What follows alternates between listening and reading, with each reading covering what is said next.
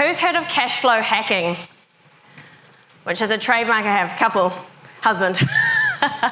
So I'm Ilse Wolfe from Wolfe Property Coaching.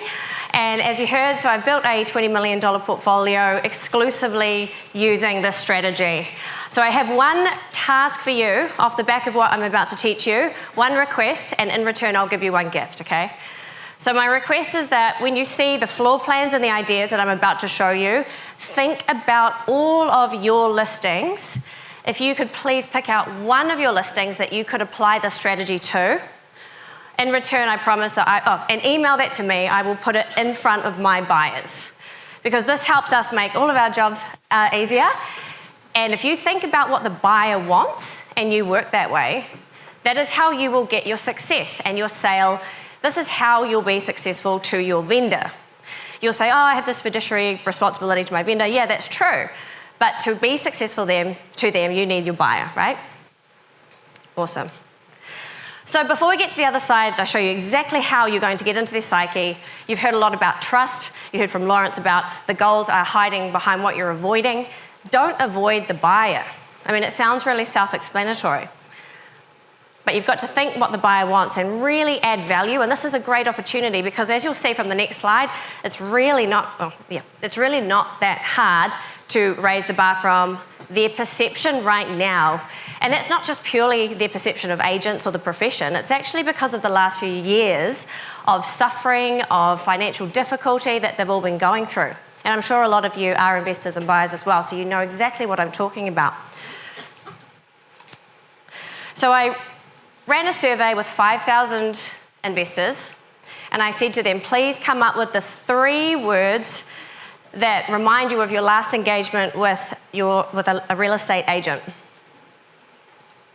These words are the 5 that came up the most frequently, which I know looks a little bit dark and gloomy, but think about how easy the opportunity is for you to lift this bar, how you could stand out by not being these 5 things, right? And I'm sure this isn't their last memory, their last engagement. It's probably the one that's from a while ago, but it was the negative one, right?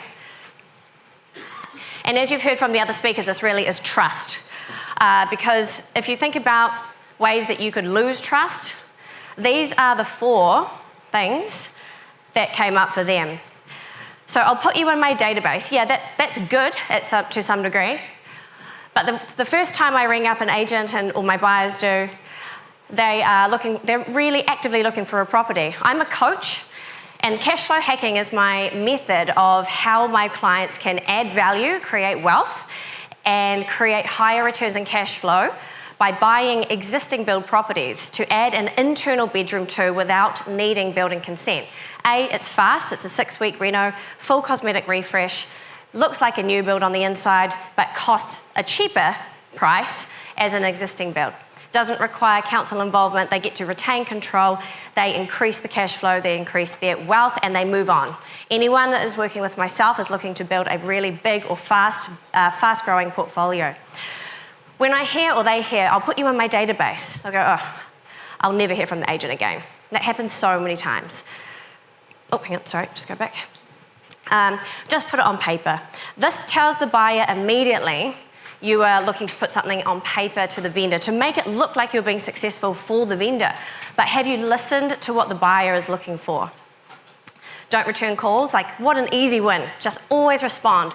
The same thing I say to my investors and my buyers is that, hey, if an agent is listening to you and they bring you an opportunity, always call them back. The best thing you can do is give that agent the feedback. Yes, that's perfect, or it's not because of these reasons. The more information you exchange with each other feeds that funnel, and it filters what you're looking for, what they're looking for. You get closer to securing the sale. And ignoring the buyer's criteria. This is the most frustrating one. Take the brief. I help buyers all around the country, and yet in every location that they buy, I will have 1, maybe 2. If I'm really lucky, we'll have 3 strong agents who have listened consistently to what they want, my buyers want, called them and presented back what they've been briefed on. You know, if an agent, this is what commonly happens. Hey, I want a 4-bed, 2-bath house and my budget's $800,000. So then the agent calls up and goes, hey, I've found this property for you. How much is it? Awesome. 1.5 mil. That's not at all what they wanted, right? So that's the fastest way you can turn them off. The last point on this before we go into the solution is 68% of those who completed the survey said that they actively hunted out a different property to buy purely to avoid the experience of an agent that they encountered, which is so opposite of what you want because you need to find those buyers. To be successful for your vendor, you need that buyer. So you want more buyers. And here's how you can add value to them. What I want to show you is why buyers are cynical or why they're very hesitant or cautious, right? So if you think about when they all got excited and started buying in 2021, the market was very different. Hey, look, the government was incentivizing low deposit, big loans, a lot of new builds were going crazy, right? And keep in mind, lots of investors didn't buy only one, they bought 2 or 3 of these. Hey, I'll buy this 4-bedroom house, 3-bathroom townhouse in Auckland for $1 million. Rent appraisal's $900 a week, okay, yep. Record low interest rates of 2.99. Topping up the mortgage, so rent comes in, your expenses go out as the landlord. On top of that, just to keep the bank happy, might be topping up about $15,000 a year on that forecast. But in reality, by the time those properties actually came to fruition and the titles came through, and then the purchaser settled on that, the value, $700,000 to $800,000. These are real examples of the inquiries I get through my website of investors saying, I want to buy existing builds to add value to because I have already lost my entire deposit when the market came back. And when those 50 identical properties came online for rent, rather than get 900, I got 670. I see this, I get calls and inquiries about this every week. Of course, the interest rate also trebled. And therefore, rather than top up about $1,000 or so per month, that landlord is now topping up $35,000 plus in a lot of cases, times the number of properties they built. So you can see how expectation versus reality for the buyer has changed significantly. And even if they're in a position to buy now, they are going to be very aware of this. So they lost hundreds of thousands of dollars. They're topping up this amount or more on a lot of their properties. They feel burnt, right? So they're very, very cautious. They're also doing a heck of a lot of learning. So they're listening to all the podcasts, you know, they're listening to Keep the Change, Checks and Balances, Property Academy. They're really clued up on the benefits of property. So if you tune into those same educational tools, you can really dial into what they're looking for. So I want to walk you through, there are 4 different potential situations that a buyer is in or is looking for, and I can help you with 3 of those 4. So keep your radar on. Cash flow hacking, which I say is the trademark, it's the methodology that my clients come to work with me for. So we're looking for existing build properties. They don't have to be the most rundown, but there needs to be an opportunity, and perhaps that is that you have a really large living area, there's some redundant space. As the agents, you spend so much time in these properties for your open homes. So think about when you're standing there waiting for people to come through, how could you add value and maximize your expertise? This will gain the trust and show the buyer that you're listening to what they want. You want to show that you're inquiring about their concerns, their criteria, you're going to add value and gain their trust and close more sales. So if you solve any of the 3, hopefully you can read that, of these, I can't help with the 4th one, but the first 3 I can. So I want to run you through 3 scenarios. The first one is buying an investment property. Actually, 2 of the 3 are as though they are investors looking to buy. From one perspective, they might be coming to you saying, hey, look, I want to check out this property. I can see I can add value. And their concern is though they're going to be, hey, I'm worried about the market coming back and losing the capital that I've spent 5 years building up in my 9 to 5. Or the other side for them might be that they really need a strong performing rental to keep their servicing going, keep their income supporting them to buy more property. And then the third one is as an owner-occupied, so someone looking for their home, whether it's their first home or their 5th home. Quite often, you probably see this a lot, they end up being attracted to properties that are better or worth more than they can afford. So cash flow hacking in its essence, and you're welcome to take a photo of this. This is, not all of your properties will have this exact layout, But this is a very typical existing build layout, and in the regions, these are the most common builds, 1950s all the way up to 70s. This is the bread and butter that my clients are coming to look for. So if you have these, then there's a couple of ideas here. You need to be emailing me these afterwards. So cash flow hacking is not buying that 3-bedroom house as an investor and renting it out as a 3-bedroom rent. Interest rates are around about 5.99 right now, which is better than they have been. For an investor who buys a property like this, doesn't add value, doesn't up spec or add a bedroom, this is still a pretty big top up. But we're probably around that $15,000 to $20,000 top up, generally a little bit more affordable than some of the new builds out there. What investors are thinking about, this is a graph showing the cash flow. This is post-tax cash. So how much is it costing them each year? So that's a 15-year forecast showing on the left, and this is what we don't do. That's about, what's that, $30,000 top up. The break even is at year 15 on that first graph. What my clients want to buy is the properties they can add their bedroom to, and this is massively changing their circumstance because they want to go back to the bank and then go buy the second property, the third property. And if the cash flow is positive, which is where we're very close to neutral right now with the strategy, they can then start to buy more in the eyes of their broker. And if you can get the trust of the buyer and get them to successfully go back to their broker or their lender to keep moving forward, who do you think they're going to come back for that second one?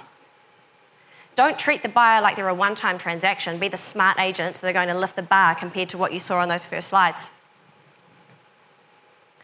So the first scenario of the three that I'll talk you through. So investor comes along, says, I'm worried about values falling again. They lost $100,000, $200,000 over the last couple of years in value loss as the market came back 20%. They're very wary of that because they spent 5 to 10 years building that up, or they've already used their KiwiSaver, right? So they want to move forward, not back. So think about how can you help that person if they come into your open home and you say, hey, look, here's this 3-bed, 1-bath house.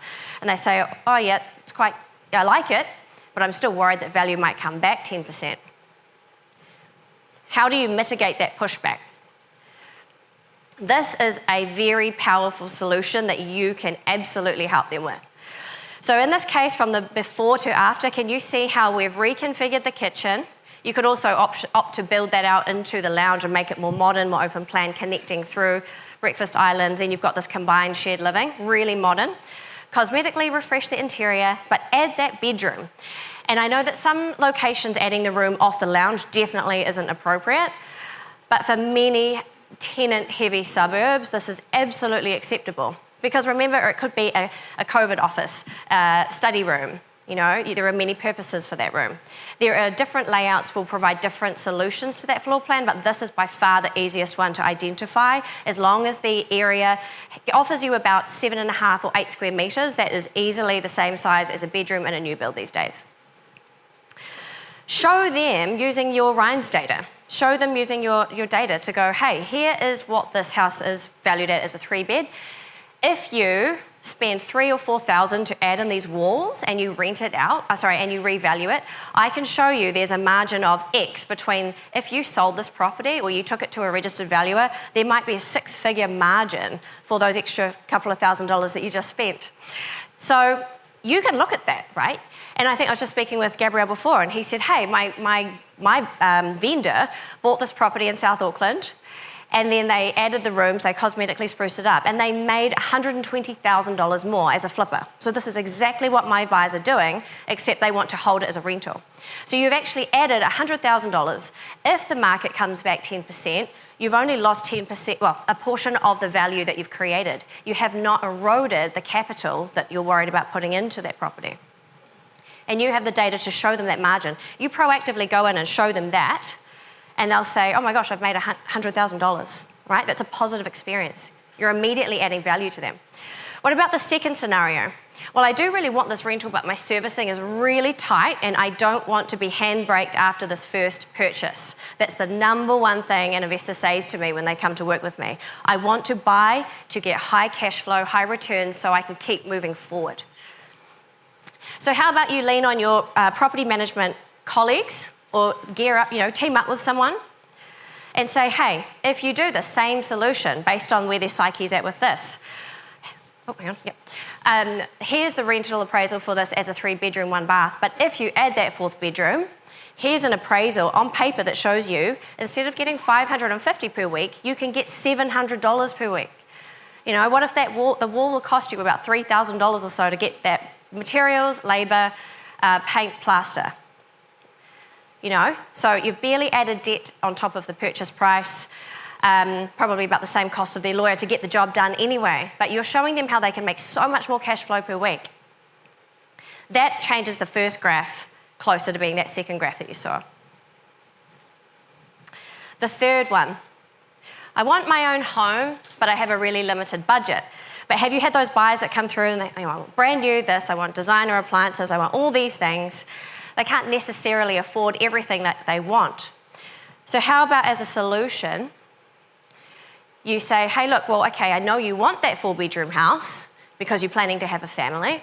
How about we find you, hey, look, I found you this 3-bedroom house. This is what I suggest you do. You show them the floor plan. And by the way, so many of my buyers are buying remotely that the floor plan makes such a difference to how effectively a buyer can buy remotely. And yet outside of Hamilton and Auckland, we can barely find a listing with one. Like if you want to break barriers for your buyers, having the floor plan does 80% of the job. Luckily for my buyers, we have a power team, so everyone on ground and the locations to go in, go measure up, go quantify and scope up projects. But most buyers are on their own, trying to work out how you're presenting that property. Make it easier. So for them, you say, hey, look, let's get this 3-bedroom house. Let's add a bedroom in. When you have your second child, you've now got that 4th room. By the way, you've added $100K, and if you did happen to move out and go into a bigger house, now you've got a rental that's going to give you an 8% return or a really wicked cash flow, more than if you'd left it how it was. And how about you upgrade it to get those fittings you want? The same 90 square metre house, if it were new build, would cost 2 to 3 times buying the old shell and renovating it. Much more cost effective. So you're adding value and showing them a path to get to what they want. So what I can definitely offer you today is that I have buyers literally looking for those solutions. And when I thought, oh my gosh, I'm going to be up here talking to 400 real estate agents, that was quite a daunting concept. And then I suddenly thought, this is the easiest way to get you doing my job. And going, if I can tell you precisely what the buyers are looking for, my buyers, have a think, please do, of all of your listings. It doesn't have to be that floor plan, but perhaps you've got something similar where we can add a bedroom to it. I'm happy to help you think that way, show you that solution as well, by the way. That's my passion. I love finding how to hack the house. And keep in mind, if someone is looking to buy an existing build, always point out the 2 benefits that you don't get with any other type of land asset or property asset, which are 1, an existing build is a redundant layout, right? It's not a modern layout. Could be run down, it might be dated. You can manipulate that house to increase the cash flow and the value.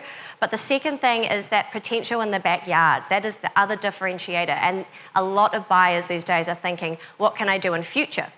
We've got the 60 square metre granny flat rules coming out as well. Every investor is trying to get as much juice out of that property because of how they got burnt before. So the more you can give them, the more that'll help. These locations are where the bulk of my buyers are really trying to buy. So if you are in any of these locations, my buyers are looking for key regional centres, main cities. Please come and have a chat with me or send me an email. Follow me on Instagram, Wolfe Property Coaching. Bring us your listings and I will put them in front of hundreds of buyers literally looking for that solution. Thanks so much.